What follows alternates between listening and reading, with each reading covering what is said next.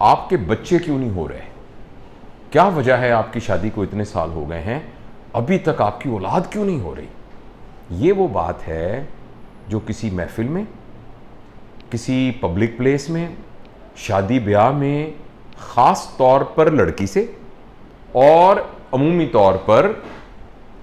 एक कपल से लोग बग़ैर सोचे समझे, बग़ैर इसकी नफ्सियाती नताइज को मद्देनज़र रखते हुए धड़ से एक बंदे से ये सवाल पूछ लेते हैं कि आखिर आपके बच्चे क्यों नहीं होते। और ये सवाल आप ऐसे पूछ रहे होते हैं जैसे आप किसी से कर्जा मांग रहे हैं कि बताओ तुम मेरा कर्जा क्यों नहीं देते। यानी मेरे नज़दीक दुनिया का सबसे बड़ा मसला ये है कि तुम्हारी 3 साल की शादी हो गई है, तुम्हें बच्चे क्यों नहीं हुए, तो बताओ तुम्हें क्यों बच्चे नहीं हुए। मैं ये बात आपसे इसलिए अर्ज़ करना चाहता हूँ कि मेरे पास बहुत सारे ऐसे केसेस हैं जो मेरी नज़र में हैं, जिसमें वो मियाँ बीवी बहुत डेस्परेटली ट्राई कर रहे हैं कि अल्लाह उनको औलाद दे, और वो उनकी ख्वाहिश आपकी ख्वाहिश से बहुत ज़्यादा है कि अल्लाह उनको औलाद दे। उसके लिए वो तमाम पूरी कोशिश कर रहे हैं, और हम आउटसाइडर बाहर बैठे हुए ये सोचे समझे बगैर कि इस तरह के सवाल पूछने पर ख़ास तौर पर उस लड़की को, लेकिन दोनों माँ बाप को कितनी तकलीफ होती होगी, कपल को कितना दुख होता होगा, कितना उनको नफ्सियाती तौर पर एक झटका लगता होगा, और कितनी एम्बैरेसिंग सिचुएशन क्रिएट हो जाती होगी, इसका हम बिल्कुल एहसास नहीं करते। मैं आपसे ये गुजारिश करना चाहता हूँ कि मेहरबानी करके,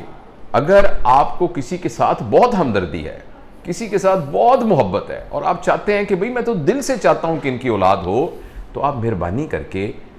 उससे डायरेक्टली ये बात ना पूछें। अच्छा, बाज़ औक़ात इसका पूछने का बड़ा इनडायरेक्ट तरीका होता है। ख़ानदान की औरतें, भाई अल्लाह तुम्हें भी औलाद दे, अल्लाह करे तुम्हारे भी औलाद हो, अल्लाह करे तुम्हारे भी गोद के अंदर इस तरह जो है ना एक बच्चा जो है वो हंसता हो, अल्लाह करे कि ये हमारे भाई के घर के अंदर भी ना इस तरह खुशियाँ हों, अल्लाह करे यहाँ भी कोई बोलने वाला। भाई अगर आपने ये दुआएं मांगनी हैं तो आप मेहरबानी करके रोज़े रखें, 1 हफ़्ता घर में अपने,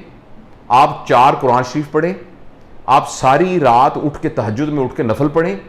आप एक सदका करें, खैरात करें खामोशी से। और चूंकि आपको दर्द बहुत है ना कि फलाने के बच्चे नहीं हो रहे, तो आप मेहरबानी करके अल्लाह से तन्हाई में जाके दुआ मांगे। आपके ख्याल में पब्लिकली ये कहने से यानी बहुत ज़्यादा आपने अपना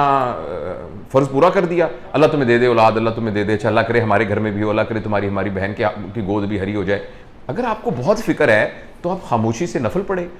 जिक्र करें, सदका करें, खैरात करें, किसी यतीम खाने को वालों बच्चों को कुछ खिला दें, किसी और जगह पर कोई कुर्बानी कर दें, कोई सदका दे दें, खामोशी से रोज़े रखें, पूरे के पूरे जो है ना 1 महीने के रोज़े रखें, और रोज़े रख के जो आपको उनसे मोहब्बत है उसका इजहार करें और अल्लाह से दुआ मांगें।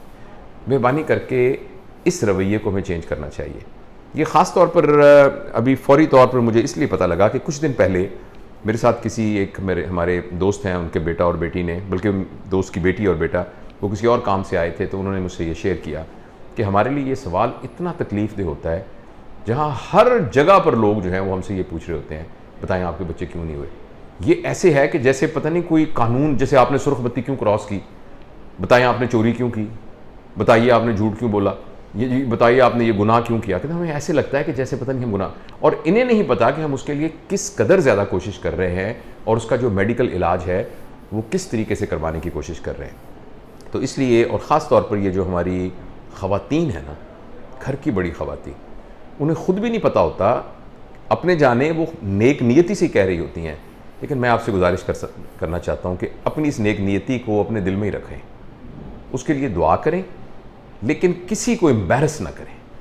और बिल्कुल बग़ैर वजह जाने हुए किसी के कोई ये सवाल ना पूछें कि आपके बच्चे क्यों नहीं हो रहे। ये एक छोटी सी बात थी जो मैं आपसे शेयर करना चाहता था, मगर एक्चुअली ये छोटी बात नहीं है, ये बहुत बड़ी बात है।